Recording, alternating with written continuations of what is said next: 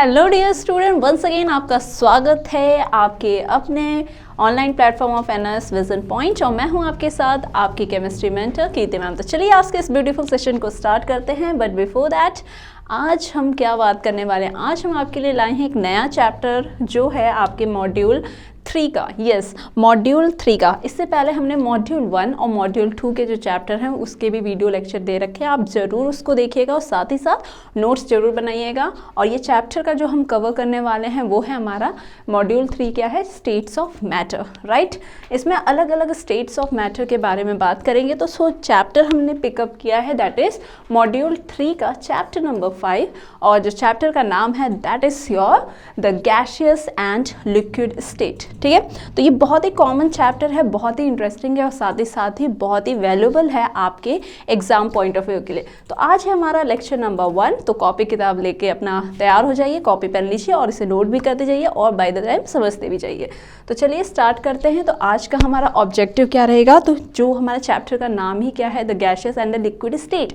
But उससे पहले ये है क्या, उसको समझना बहुत ही ज़रूरी होगा और बहुत लोगों को, हम लोगों को पता ही है, क्योंकि एक मैटर एक ऐसी चीज़ है जो हम बहुत ही बेसिक लेवल से हमेशा पढ़ते आए हैं और साथ ही साथ हमारे आसपास के इन्वायरमेंट में ये चीज़ हमें दिखती है। तो ये हुआ ना एकदम आपसे रिलेटेड चैप्टर। तो हम क्या देखेंगे, हम लोग यहाँ पे सीखेंगे अबाउट कि मैटर क्या है, प्राइम डेफिनेशन क्या है वो देखेंगे और यहाँ पे बेसिक डेफिनेशन कि सॉलिड, लिक्विड और गैसियस स्टेट में क्या अंतर है उसको थोड़ा सा रिवाइज करेंगे एंड देन डीप इन करेंगे। हमारे लेवल के जो क्वेश्चंस हैं या फिर हमारे जो थ्योरीज हैं उनको हम लोग पढ़ेंगे, 1 बाय 1 हम इसको डील करेंगे। ठीक है, तो चलिए स्टार्ट करते हैं इससे। तो yes, what is matter, matter क्या है। तो सबसे पहले हमारे दिमाग में जो ख्याल आता है मैटर के बारे में वो ये है कि मैटर एक ऐसा चीज़ है जिसके पास क्या है, कोई ना कोई मास हो, और अगर मास है तो ऑब्वियस सी बात है वो कुछ ना कुछ जगह ऑक्यूपाई करेगा। सिंपल सा फंडा है, सबको हमको पता है और आपको ये भी पता है जो मैटर की स्टडी है वो मोर ओवर आपके क्या है, केमिस्ट्री से डायरेक्टली रिलेटेड है। ठीक है, तो मैटर का मतलब क्या है, एनीथिंग दैट ऑक्यूपाइज स्पेस। अब हमने देखा है कि मैटर कुछ भी है जो स्पेस ऑक्यूपाई करता है। अगर स्पेस ऑक्यूपाई करेगा तो उसका कुछ ना कुछ मास होगा, या फिर अगर मास होगा तो उसका ना कुछ स्पेस को वो जरूर एक्वायर करेगा। फॉर एग्जांपल ये, ठीक है, इसके पोजीशन पे अगर मैं किसी और चीज़ को रखना चाहूँगी पेन की जगह पे तो वो मैं नहीं रख सकती क्योंकि इसका डेफिनेट मास है जो इस जगह को, इस पर्टिकुलर वॉल्यूम को ऑक्यूपाई कर रहा है। तो अगर हम बात करते हैं मैटर में, तो हमारे बेसिक जो स्टेट्स हैं, मैटर के जो स्टेट्स हैं जो हमने पढ़ रखा है वो कौन कौन से हैं। तो बेसिक जो फंडामेंटल हमने स्टेट्स ऑफ मैटर देखा है वो है जो आप 12th तक पढ़ते हो, मतलब 6 से ही हम लोगों के दिमाग में डाला जाता है what is matter and it's state, और वही चीज़ें कंटिन्यू होती हैं हमारे 12th तक के लिए। ठीक है, तो पहला स्टेट क्या है हम लोग पढ़ते हैं, दैट इज़ सॉलिड। ठीक है, सॉलिड यानी ठोस, और दूसरा जो स्टेट है दैट इज़ लिक्विड। लिक्विड द्रव्य हो गया आपका, और लास्ट में आपका क्या हो गया, गैसियस स्टेट। ठीक है, ये आपके फंडामेंटल स्टेट है और मैंने कुछ अलग नहीं बताया, ये सारी चीज़ें अपने आसपास आपने देखा है। कुछ चीज़ें आपके सॉलिड फॉर्म में होते हैं, कुछ लिक्विड के फॉर्म में होते हैं और कुछ आपके क्या होते हैं, गैसेस है। इसके अलावा भी टोटल आपके 5 स्टेट्स हैं, जो एक है आपका जिसको हम कहते हैं प्लाज्मा। ठीक है, प्लाज्मा आपको पता होना चाहिए, हालांकि आप इसके बारे में ज़्यादा पढ़ते नहीं हो, बट इस रफ आइडिया आपको स्टेट्स के बारे में होता है। एक प्लाज्मा होता है और एक होता है आपका बोस-आइंस्टीन कंडेंसेट होता है। ठीक है, ये आपके 5 आपके स्टेट हैं। ठीक है, तो सॉलिड और ये लिक्विड और गैस जो है ये आपके फंडामेंटल स्टेट है जो हम बेसिकली पढ़ते हैं। प्लाज्मा आपका क्या है, आयनाइजेशन, जो आयनाइज गैस के फॉर्म में उनको हम प्लाज्मा कहते हैं। और दूसरा जो बोस आयनाइज कंडेंसेट है कि ये आपका गैस जो बहुत ही लो टेम्परेचर पे इसको कंडेंस किया जाता है, वो वाला स्टेट है। ठीक है, तो मोर ओवर हमें देखना क्या है, सॉलिड, लिक्विड, गैस। ऐसे अगर आपसे पूछा जाए तो आपके टोटल 5 स्टेट है और हमें इनसे ही मतलब है और इसी के बारे में हम बहुत सारे बेसिक कॉन्सेप्ट यहाँ पे सीखेंगे। तो चलिए 1 बाय 1 चीज़ों को स्टार्ट करते हैं और समझते हैं बेसिक पॉइंट्स। और आप भी चेक कीजिएगा कि क्या आपको ये सारे पॉइंट पता है तो बहुत ही अच्छी बात है और बहुत ही अच्छे से आपने इसको देखा है। तो ये एक और चीज़ आपको क्या है, आपको रिवाइज करवा देगा। ठीक है, रिवाइज हो जाएगा आपका क्या है, सॉलिड स्टेट में क्या चीज़ हमें ध्यान देना है। तो सॉलिड स्टेट की कुछ प्रॉपर्टीज़ होती हैं, ऐसा स्टेट जिसमें matter occupies fixed volume and has fixed shape. ठीक है, नॉट ऑल सॉलिड में भी अलग अलग टाइप्स के होते हैं, पर रफ आइडिया जो हम लेते हैं कि सॉलिड स्टेट एक ऐसा स्टेट है मैटर में जिसमें इसका फिक्स्ड वॉल्यूम होगा और किसका फिक्स्ड शेप होगा। और ऐसा क्यों होता है ये भी आपको समझना होगा और चीज़ों को हम लोग ध्यान से लेंगे। ये तो एक बस बेसिक हो गया जो आपको पता है। दूसरा क्या है, अगर हम अपने लेवल के हिसाब से बात करें तो हमें ये देखना है कि क्या होता है इसमें, force of attraction between the particles are very strong. अगर कोई चीज़ जिसका फिक्स्ड वॉल्यूम है, फिक्स शेप है, तो इसके मतलब है कि उनके बीच के जो मॉलिक्यूल्स है वो बहुत ही अच्छी गहरी दोस्ती के साथ आपस में क्या है, कंबाइंड है। ठीक है, कि इनके constituent particle are very less closely arrange, बहुत ही पास में क्या होते हैं, अरेंज होते हैं। Most often in a regular pattern with a fixed spatial geometry. ठीक है, तो आपने देखा होगा कि अगर हमें बताना है कि हमारे पास कोई सॉलिड है तो हम उसकी डायग्राम बनाते हैं, तो मॉलिक्यूलर लेवल पे हम ये दिखाते हैं कि उनके एटम्स जो होते हैं वो पास में क्या होते हैं, ज्वाइंट होते हैं, और बहुत ही कम क्या होता है उनके बीच में स्पेस होती है। इनकी दोस्ती बहुत ही गहरी होती है और इनके एटम्स आपस में बहुत ही स्ट्रांगली क्या होते हैं, एक दूसरे से अट्रैक्टेड या कह सकते हो हेल्ड रहते हैं। ठीक है, पहले पॉइंट। दूसरा क्या है, in this state the kinetic energy of the particle are very low. Obvious सी बात है, ये बहुत ही अच्छे और टाइट स्ट्रांगली क्या है, बंधे हुए हैं एक दूसरे से। तो इनका जो काइनेटिक एनर्जी है, मोशन होगा, वो क्या करेंगे, वाइब्रेट करेंगे, यानी बहुत ही कम इनकी काइनेटिक एनर्जी होगी। तो ये बहुत ही आसानी से स्केप नहीं हो सकते। दोस्ती जितनी गहरी, फिर स्केप करने की कोशिश करेंगे वो भी ये स्केप नहीं कर पाएंगे। ठीक है, they have only the freedom of vibration. तो अभी मैंने बताया वो क्या कर सकते हैं, थोड़ा बहुत हिल सकते हैं, टू एंड फ्रो मोशन कर सकते हैं, यानी कि वो क्या करेंगे, वाइब्रेशन कर सकते हैं, and a little freedom to rotate and translate their position. तो यहाँ से हमने क्या सीखा कि काइनेटिक एनर्जी की सॉलिड स्टेट की सबसे क्या होती है, कम होती है, और इस वजह से इनके पार्टिकल्स जो होते हैं, एटम्स जो होते हैं, वो आसानी से मूव नहीं कर सकते। दूसरा क्या है, इस वजह से इनकी डेंसिटी जो होगी वो भी क्या होगी, बहुत हाई होगी। अगर पर्टिकुलर एरिया में अगर आप देखते हो कितना मास आपका ओरिएंटेड है, तो आपने देखा कि यहाँ पे क्या है, बहुत सारा मास आपका ओरिएंटेड है, इसलिए हम कह सकते हैं कि इसकी डेंसिटी जो होगी सॉलिड स्टेट की वो भी क्या होगी, बहुत ही ज़्यादा होगी with respect to other two state. However there are exceptions like water, पर वाटर का अलग केस है। ठीक है, तो वो हम लोग बाद में डिस्कस करेंगे। नेक्स्ट पॉइंट क्या है कि solid are practically incompressible since the particles are very close packed. ठीक है, तो कंप्रेस होने के लिए जगह भी तो होना चाहिए। तो यहाँ पे आपके जो सॉलिड होते हैं वो क्या होते हैं, बहुत ही इनकम्प्रेसिबल होते हैं। ठीक है, अगर आपके पास आयरन का कुछ रॉड है, आप सोचो कि प्रेस करके उसको हम प्रेस कर दें, कंप्रेस करने की कोशिश करें, तो नहीं, तो वो क्या है, मुश्किल से होगा। ठीक है, तो ये कुछ फैक्ट्स हैं आपके किसके बारे में, सॉलिड स्टेट, जो जनरल था, जो आपको पता भी होगा। नेक्स्ट अगर हम बात करते हैं लिक्विड स्टेट, तो लिक्विड स्टेट में क्या है, तो हमने यहाँ पे क्या देखा था, सॉलिड में देखा था फिक्स्ड वॉल्यूम होता है, फिक्स्ड शेप होता है। यहाँ पे क्या होगा, फिक्स्ड वॉल्यूम तो होगा पर नो डेफिनेट शेप। तो आपको पता है कि डेफिनेट शेप नहीं होगा, क्योंकि फॉर एग्जांपल जो हमारे पास है वाटर को अगर आप लेते हो तो वाटर कहता है जिस बर्तन में डालो उस तरह से मेरा शेप हो जाएगा। तो उसकी कोई शेप या ज्योमेट्री प्रॉपर नहीं होती है, वो उस कंटेनर, जिस कंटेनर में वो रखा जाता है उसको वो कर लेता है क्या, ऑक्यूपाई, और उसी का शेप इसको मिल जाता है। ठीक है, ये समझ में आ गया कि इसका वॉल्यूम तो फिक्स होता है पर इसका शेप जो होता है वो इनडेफिनेट होता है।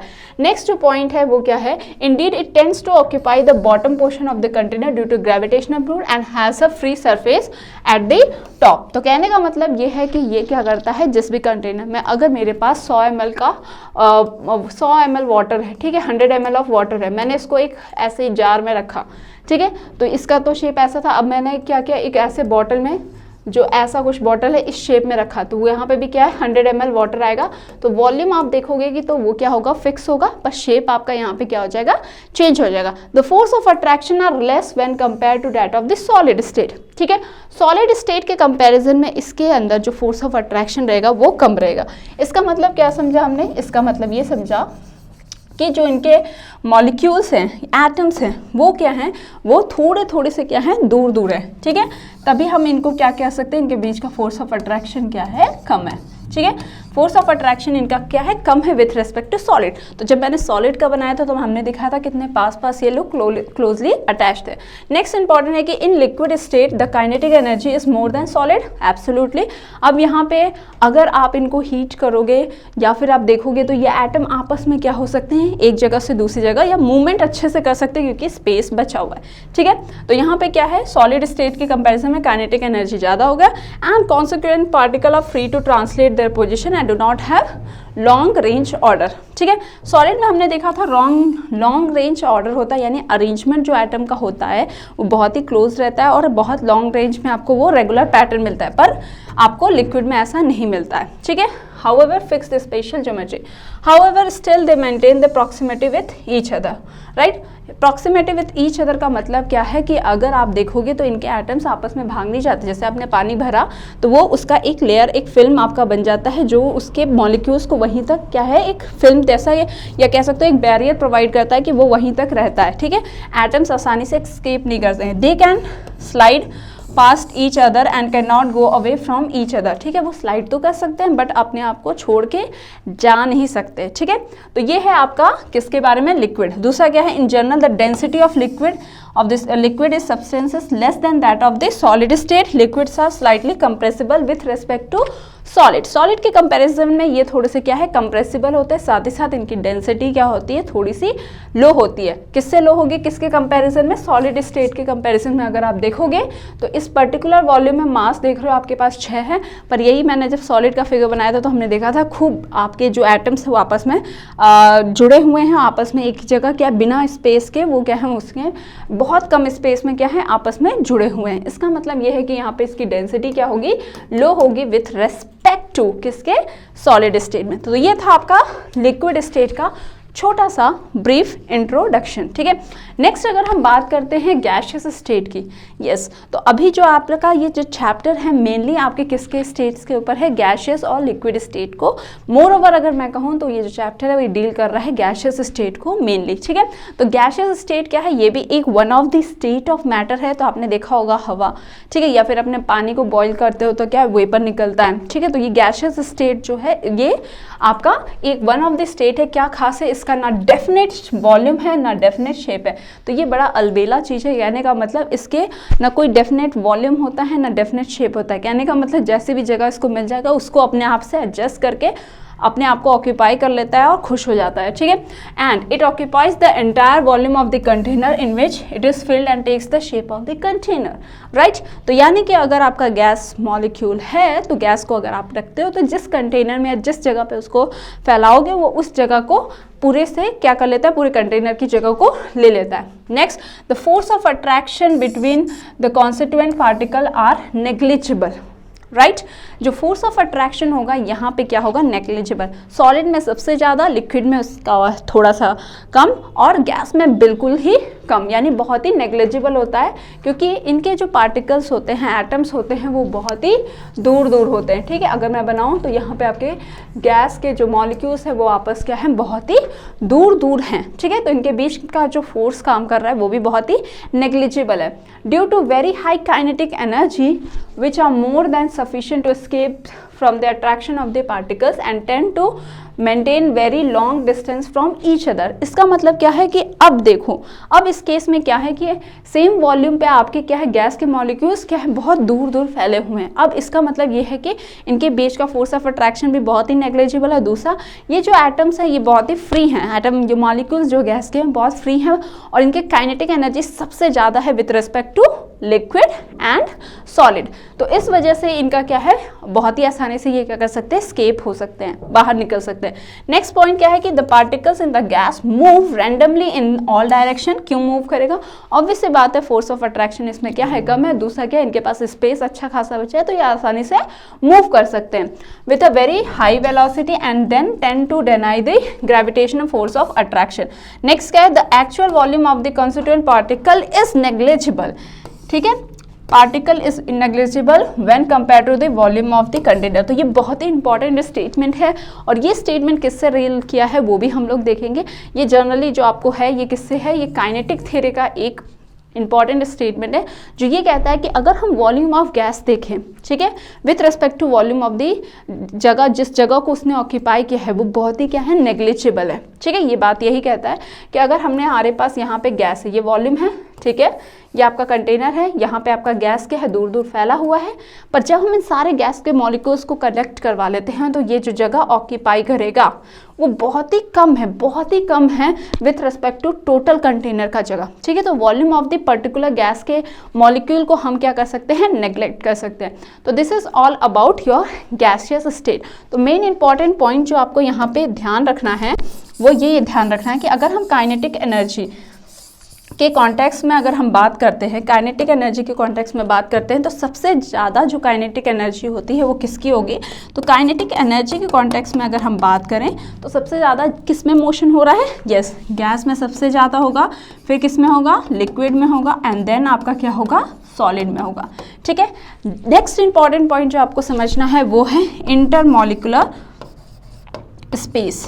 ठीक है, इंटरमॉलिक्यूलर स्पेस, तो किस में ज़्यादा इंटरमॉलिक्यूलर स्पेस ज़्यादा होता है, तो सबसे ज़्यादा किस में होगा, वो भी किस में है, गैस में।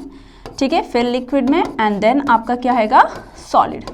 ठीक है, फोर्स ऑफ अट्रैक्शन किस में ज़्यादा होता है। ठीक है, तो ये तीसरा पॉइंट क्या है, फोर्स ऑफ अट्रैक्शन की बात करें या क्या है कि जो एटम्स है वो आपस में कितने अच्छे से स्ट्रांगली बॉन्ड है, तो सबसे ज़्यादा किस में है, तो सबसे ज़्यादा आपको दिखता है फोर्स ऑफ अट्रैक्शन सॉलिड में, फिर लिक्विड आता है, और लास्ट में आपका क्या आता है, गैसियस स्टेट आता है।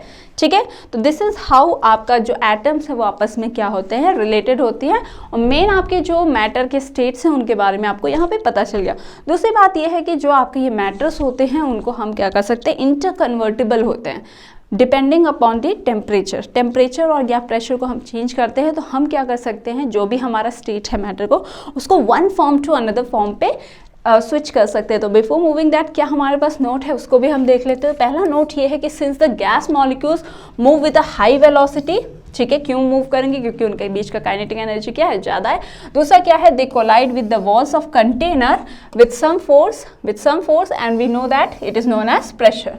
ठीक है, तो वो गैस का क्या कहलाएगा, प्रेशर होगा। ऑब्वियसली अगर आपके पास एक कमरा है, अब मैंने कहा कि यहाँ पे एक कमरे में लगभग आपके 50 बच्चे हो आप, ठीक है, तो आप देखो खुद ही अपने आप को एक एटम या मॉलिक्यूल की तरह सोच के देखो, तो आपका मूवमेंट क्या होगा, बहुत ही रिजिड होगा। अब मैंने कह दिया 100 बच्चे हो तब क्या होगा, ठीक है, तो 100 बच्चे अगर एक रूम में है तो मूवमेंट क्या होगा, बहुत ही डिफरेंट होगा। आप क्या कर सकते हो, अपनी जगह पे थोड़ा बहुत हिल सकते हो, पर वही अगर केस में अगर हमने 100 से उसको कह दिया कि 50 है, आधा कर दिया, तो आप क्या देखोगे, अब आप थोड़ा सा मूवमेंट क्या कर सकते हो, मूव कर सकते हो।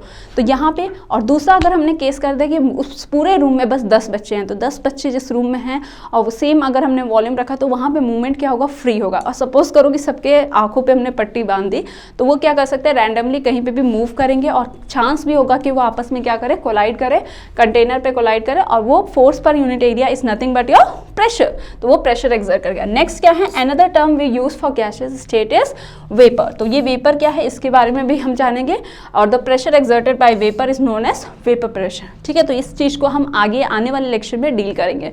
नेक्स्ट बात करते हैं कि the term use for hot vapours of a liquid is steam, especially escaping out from the outlet with certain force. ठीक है, तो स्टीम क्या होता है, जब आपका यही हॉट वेपर को ही हमने क्या कहा है, स्टीम कहा है। और दूसरी बात ये कि स्टीम जो होता है वो ज़्यादा बर्निंग प्रोवाइड करता है, क्योंकि इसमें लेटेंट हीट ऑफ वेपराइजेशन होता है।